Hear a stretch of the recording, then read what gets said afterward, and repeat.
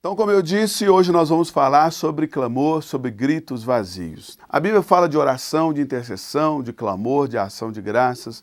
A Bíblia fala sobre lamentações. E hoje nós queremos falar sobre o clamor, sobre o grito. Mas não basta gritar. O nosso grito, ele tem que ter conteúdo, substância, porque Deus não ouve gritos vazios.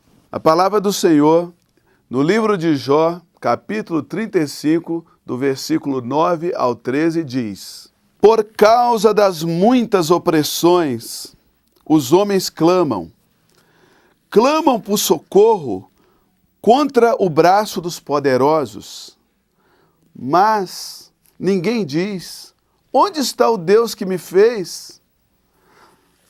Que me inspira canções de louvor durante a noite, que nos ensina mais do que os animais da terra e nos faz mais sábios do que as aves do céu? Clamam, porém, ele não responde, por causa da arrogância dos maus.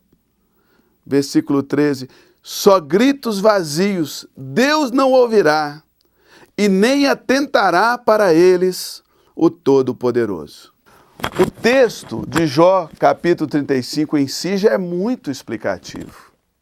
Quando a gente lê, já percebe logo onde nós estamos falhando no momento em que começamos a clamar ao Senhor nosso Deus.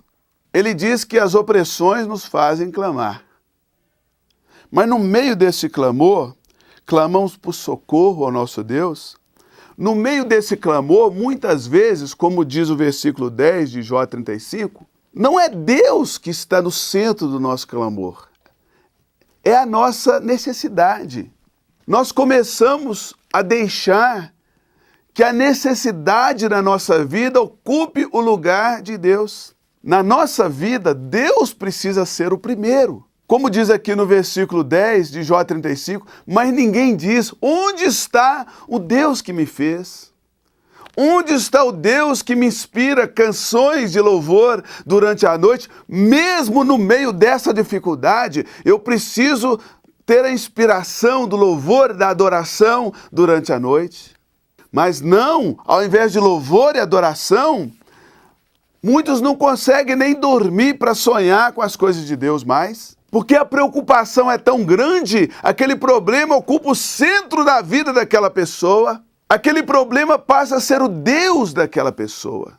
Então, ao invés de dedicar a sua energia em buscar o Deus que o fez, o Deus que inspira canções durante a noite, e no verso 11, o Deus que nos ensina mais do que os animais da terra e que nos faz mais sábios do que as aves dos céus. Ou seja, Deus está dando uma dica aqui.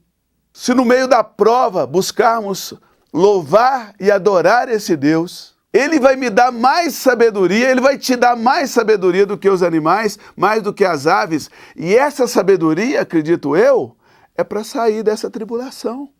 Então a pessoa clama, Deus não responde, porque são gritos vazios. A Bíblia diz, só gritos vazios Deus não ouvirá. Para Deus escutar o teu clamor, Ele tem que ter contexto, substância. Tem que vir do fundo do seu coração. No Salmo 139, versículo 4, assim está escrito: ainda a palavra não me chegou à língua, e tu, Senhor, já a conheces toda. Por que que Deus conhece a tua palavra antes que ela chegue à tua língua, meu amigo? É porque, na verdade, o Salmo 139, versículo 4, está falando daquela palavra que vem de uma realidade do teu coração. Não adianta clamar da boca para fora se lá no fundo, em teu coração, não há realidade. Deus te conhece, Ele sabe se você está orando, se o clamor está vindo de dentro ou se é só você está mais ligado ao problema do que em Deus. A Bíblia tem várias histórias de clamores que foram atendidos pelo Senhor. Tem o caso de Ismael, quando Agar estava já ali no deserto, sem água. A Bíblia diz que ela deixou Ismael a um tiro de flecha, porque ela não queria ver o menino morrer. Mas o menino chorou, ele estava com sede e ele chorou. E Deus ouviu o clamor de Ismael. Aí apareceu um anjo a Agar, e esse anjo abriu uma fonte no meio do deserto. De repente você está precisando que Deus envie o anjo dele para você. Você está precisando que seja aberta uma fonte no meio do deserto. Deus é o mesmo, se ele abriu para Ismael, para Agar, ele abre também para você. O anjo apareceu e disse: ouvi o clamor do menino. Temos o caso de Ana, mãe de Samuel, que já havia orado vários anos. Ela já havia pedido vários anos, pedido um filho, mas num ano específico, ela se prostrou diante de Deus em lágrimas e ela clamou. E o clamor dela veio do fundo do coração. A ponto do sacerdote Eli falar: mulher, que angústia é essa? Aparta-te desse vinho. E ela dizer: não, eu não estou bêbada, a minha angústia é uma angústia de alma.